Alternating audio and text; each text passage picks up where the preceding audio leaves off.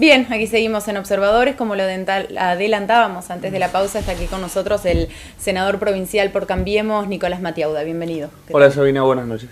Bueno, estábamos repasando aquí una lista de los últimos temas presentados, de proyectos presentados por el senador Matiauda. Los trajimos anotados a fin de poder no meter la pata, ¿no? Porque además observamos como que te has movido por diversos ámbitos. Pasamos de proponer la creación de una escuela para ciegos en la costa del Uruguay, porque ya hay una en Paraná, el tema rotondas del acceso sur, que ha generado muchísimos accidentes acá en Gualeguaychú.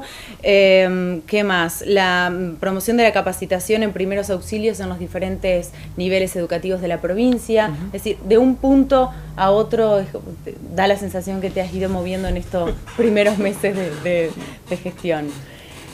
¿Cómo es esto de pasar de un tema a otro? ¿Cómo venís manejando tu tarea legislativa? Mira, es muy simple, Sabina.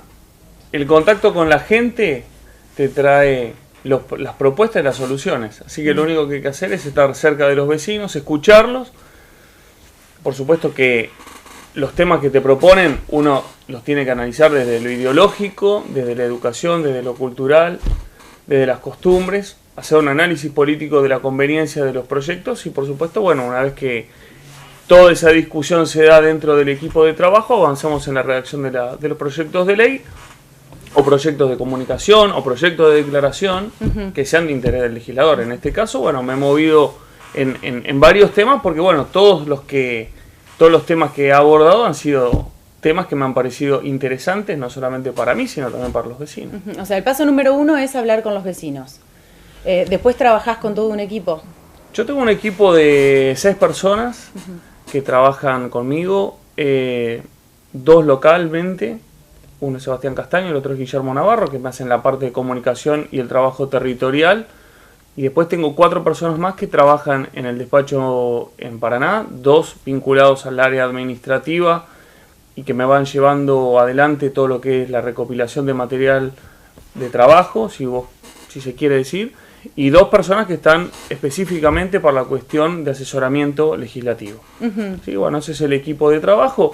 Básicamente lo que se hace es tomar una idea, desmenuzarla, buscar el material de consulta, la información que necesitamos para generar los fundamentos del proyecto y después, bueno, viene la etapa de la redacción, para lo cual tengo uno de los asesores legales que específicamente se dedica a hacer la redacción del proyecto para que sea de fácil entendimiento, porque ahí está un poquito la picardía, ¿no? Un proyecto no tiene que ser rebuscado, sino que tiene que ser el espíritu de una idea.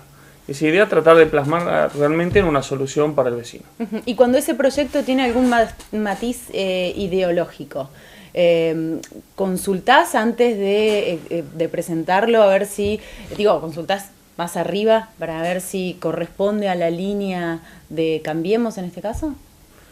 Mirá, ¿o se da naturalmente? Bueno, digamos, nosotros pertenecemos a un espacio político y sabemos dónde puede entrar en contradicciones y dónde no.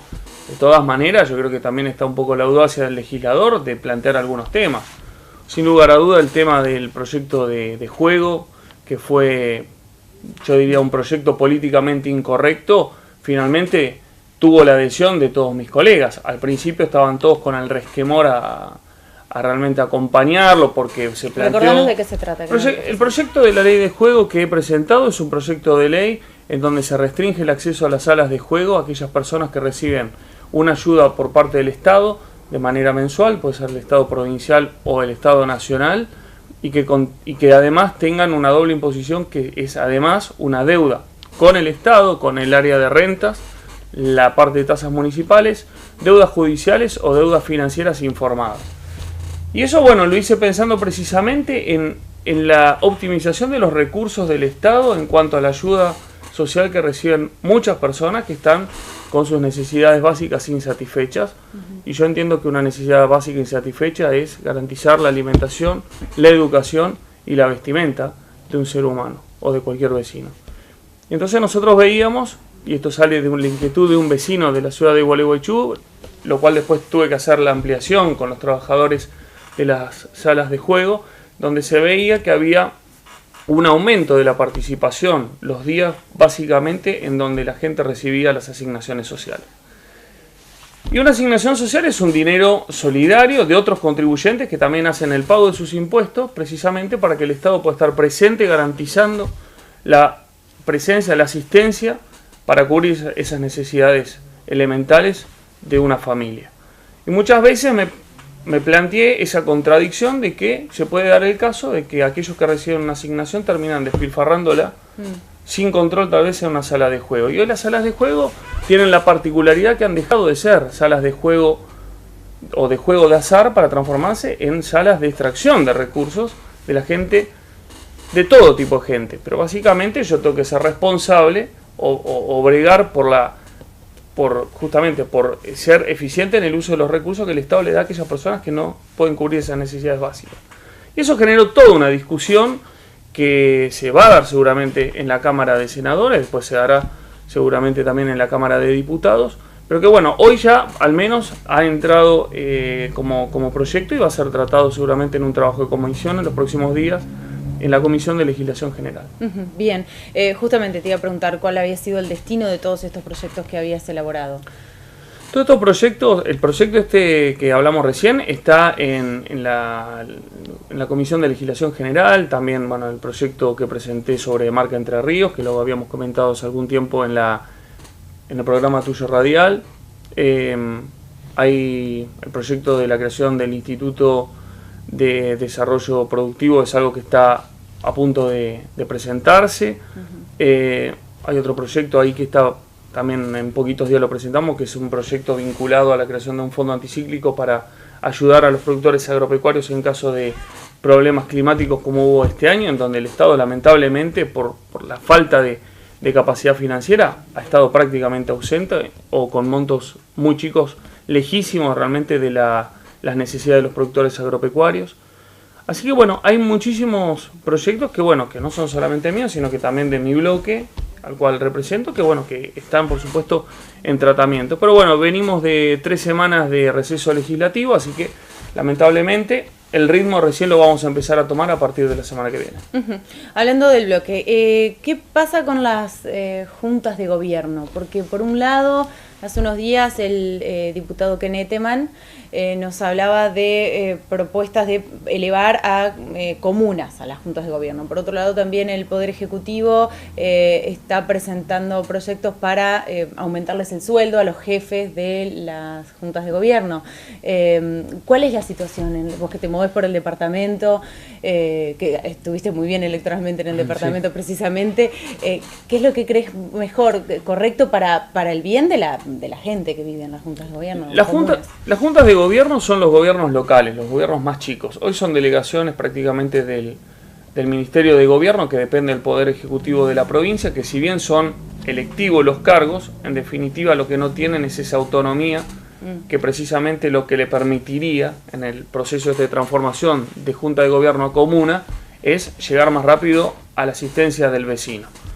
Entonces, bueno, hay un proyecto precisamente para ir haciendo la transformación paulatina de esa junta de gobierno en comuna para que el gobierno ese local realmente pueda tener la facultad de cobrar tasas y de hacerse cargo de manera directa en la asistencia de los vecinos, contratando personal, haciendo la compra de insumos que el gobierno local necesita, para de alguna manera estar mucho más cerca y más rápidamente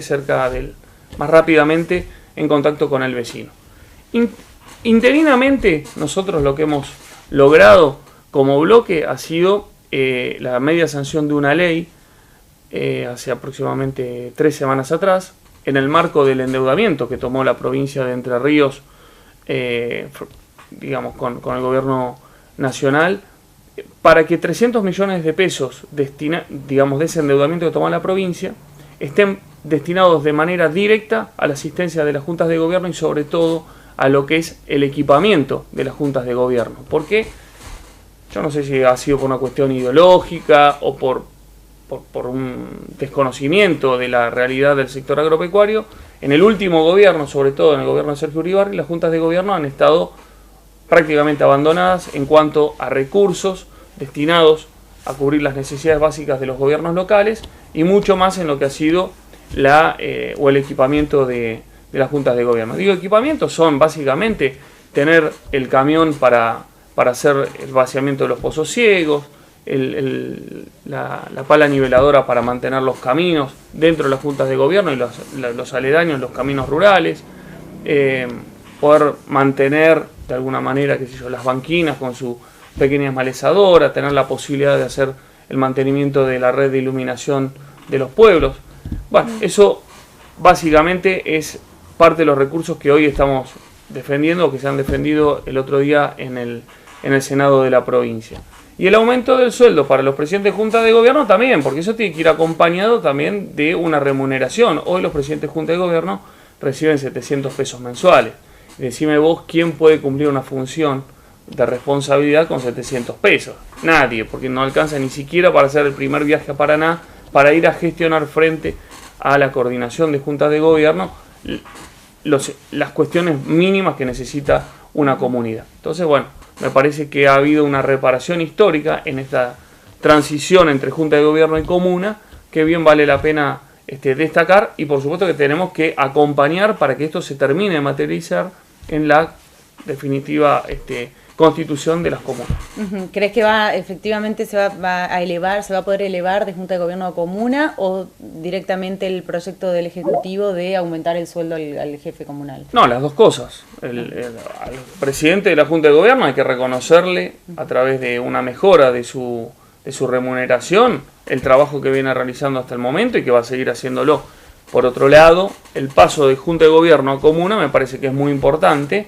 Se va a ir dando paulatinamente, seguramente en función de las categorías que mayor cantidad de habitantes tenga, van a ser las que primero pasen al sistema de comunas, porque prácticamente tienen una organización. Hay muchas juntas de gobierno en la provincia que tienen casi 1.500 habitantes, y esas son las que primero se transformarían en comunas, las que tienen mayor necesidad, y tienen necesidad además de estar organizadas para poder tener sus propios empleados. Hoy esta facultad no la tienen las juntas de gobierno, por eso es la importancia de este paso, y en ese sentido el gobernador Bordet se ha manifestado con mucha claridad en su discurso que ese paso se va a dar en esta gestión. Me da la sensación, cuando describías la situación anterior a la de las juntas de gobierno y de las comunas, que eran eran víctimas de una especie de castigo hacia el campo. ¿Lo interpretás así? Y yo lo que he visto es el abandono de las juntas de gobierno, sobre todo a partir de la rebelión del año del 2008, en donde el sector agropecuario salió a reclamar por su rentabilidad en aquel momento. Y ha sido sistemático el abandono de la red de caminos, cómo se han venido abajo los edificios de salud, la prestación de clases. Básicamente todo, sobre todo diría vinculado al deterioro de la red de caminos, ¿no? Que imposibilita, por supuesto, poder llegar con la salud, con la educación. Y bueno, todo eso ha producido, más allá de la adversidad propia que tiene la vida rural, por supuesto el éxodo de la gente, porque realmente vivir en esas condiciones es muy difícil. Entonces, una política nacional en donde sometía al sector agropecuario, en donde trataba de sacarle el máximo de la rentabilidad, al punto tal de que muchas producciones dejaron de ser rentables, más toda esa propia condición del olvido del gobierno provincial para las zonas rurales, ha hecho que el éxodo rural se haya manifestado, y es lo que podemos ver sobre todo en estos últimos años, cómo se ha engrosado el cordón periférico de las grandes ciudades, en donde está a la vista que ha habido un aumento de la densidad demográfica de características precarias. ¿Qué tan diferente o qué tan parecido son Bordet y Urribarri? La gestión de Bordet en comparación con la de Urribarri. Si yo lo tengo que plantear en términos del sector agropecuario, al día de la noche, porque indudablemente Bordet ha manifestado su vocación de diálogo, y esto lo ha hecho en reiteradas oportunidades. Desde el punto de vista político, también ha aceptado a una oposición crítica pero constructiva en avanzar en aquellas cosas que hacen bien a la provincia de Entre Ríos. También se da en un marco de diálogo también entre la provincia y la nación. En esto tenemos que destacar la vocación de diálogo que ha asumido desde el primer día el presidente Mauricio Macri, cuando ha hecho la convocatoria de los gobernadores. en algún momento he recibido críticas porque nosotros dijimos que íbamos a enseñarle buenos modales al oficialismo de aquel momento. Indudablemente hay otra etapa, una etapa más vinculada a la discusión política, pero que en definitiva es el diálogo entre fuerzas políticas pensando en llevar soluciones a los vecinos. Por eso es que en el caso de nosotros, el bloque de Cambiemos en senadores ha avanzado en acompañar la iniciativa del Poder Ejecutivo en el endeudamiento de la provincia para tener financiamiento para poder cubrir los gastos corrientes y la obra pública de la provincia. Hemos sancionado en el día de ayer de manera definitiva la ley que habilita ahora sí a elegir el próximo representante del Tribunal de Cuentas en este periodo interino hasta que se haga la elección por concurso. Si bien no hemos avanzado en el acompañamiento, en la designación del profesor Panoso al frente del Consejo General de Educación, lo hemos podido discutir, hemos podido fijar nuestra posición. Por supuesto que hemos perdido la elección, pero que al menos creo que hemos podido fijar una posición, básicamente para enriquecer la discusión, para llevar adelante una reflexión. Bueno, estas son las cosas que yo veo que hoy en este gobierno, en el gobierno de Gustavo Bordet, nos permitimos dar la posibilidad de diálogo. La semana pasada, con la presencia de Mauro Uribarri, con el Ministerio de Gobierno, hemos hablado sobre la reforma política de aquí en adelante, que plantea el Gobierno Nacional, pero que también vamos a tener que encarar en la provincia de Entre Ríos. Bueno, todas esas son cosas que han sido inéditas con respecto al periodo anterior de Sergio Uribarri, en donde había un disciplinamiento político que, por supuesto, no permitía la posibilidad de discusión política. Ya lo creo. Nicolás, bueno, ya que hablaste de la reforma política, ¿cuál es, a ver, de qué manera vamos a votar los entrerrianos en el año que viene y de qué manera en el 2019? ¿Qué es lo más probable que suceda? Lo primero que tenemos que hacer es llegar a los acuerdos entre los legisladores nacionales para que la ley de la reforma política pueda avanzar. Hoy lo que se está discutiendo para el año que viene es el sistema de elección, ¿no? El sistema de elección que tiene que ser electrónico con el comprobante papel, ¿no? Ahora la reforma política es mucho más que el método de votación. Después habrá que avanzar en el sistema de elecciones, ver si se sostienen las primarias, ver si hay posibilidad de financiar a los partidos políticos de otra manera para transparentar precisamente las campañas electorales, que muchas dudas dejan a los vecinos y a los ciudadanos de nuestro país. Bueno, me parece que hay plazos para poder avanzar, para poder llegar al 2017 con un nuevo método de elección. ¿Hay tiempo para elegir la mejor manera y llegar a un acuerdo? Lo más importante creo yo que es discutir, poder avanzar. Tal vez si no llegáramos al 2017 sí tiene que estar garantizado para el 2019. Los plazos para poder avanzar en esta reforma, pensando en la posibilidad para el 2017 de tener un nuevo sistema de elección o de votación, tenemos que llegar al mes de octubre con los consensos con los distintos bloques de diputados de la nación. Yo creo que el esfuerzo por parte del gobierno nacional se está haciendo. Me da la sensación que se está generando la concientización también desde el gobierno provincial. Para nosotros no es algo relevante porque nosotros en el 2017 solamente elegimos diputados nacionales, por lo tanto para nosotros el cuerpo de la boleta va a ser muy chico. Tal vez habría que analizar la conveniencia o no de afrontar toda una erogación económica para adoptar el nuevo sistema en el marco de una elección tan chica para la provincia de Entre Ríos, pero no podemos desperdiciar la oportunidad. Perdón, ¿de los gastos se tiene que hacer cargo la provincia en ese caso? La inversión del sistema sí. Lo que pasa es que definitivamente es mucho más barato y le garantiza el Estado, en este caso el provincial y el nacional, a los partidos políticos que puedan estar presentes en todos los pueblos, ¿no? En todas las escuelas, porque es indudable que el sistema electrónico con comprobante de papel es mucho más barato para los partidos políticos, porque no tienen que estar preocupados en buscar la impresión de sus boletas ni en la repartida de la boleta. Entonces me parece que es algo mucho más interesante y por supuesto que es mucho más justo, sobre todo para los partidos chicos. Estamos hablando de que se requeriría la colocación de máquinas en todos los lugares donde se votara. Exactamente. Con conexión a internet. Con conexión a internet, pero digamos para evacuar cualquier suspicacia o cualquier duda, indudablemente eso, una vez que uno el voto lo eligiese de manera electrónica, por supuesto que va a tener un comprobante papel para justamente tener la constancia de que el voto emitido ha sido el que el elector eligió. O sea que en definitiva el voto va a una urna dentro de un sobre. Exactamente, iría una urna dentro del sobre. Algunos están hablando incluso de hasta la triple garantía, ¿no? El electrónico, el voto que cae en la urna y el comprobante que se llevaría el elector. Me parece que eso generaría muchísima mayor transparencia, ¿no? Y aparte rompe con las estructuras partidarias, que en definitiva es mucho mejor para el ciudadano porque puede elegir a los candidatos en función del perfil. Bien, ¿está consolidado Cambiemos? Sí, yo creo, bueno, ahora el día lunes vamos a tener la visita de Rogelio Frigerio acá y vamos a tener la reunión de la mesa chica de conducción en donde bueno, soy parte y donde por supuesto están expresados todos los integrantes del espacio, el cual nos llevó a estar casi cercano al triunfo del año pasado.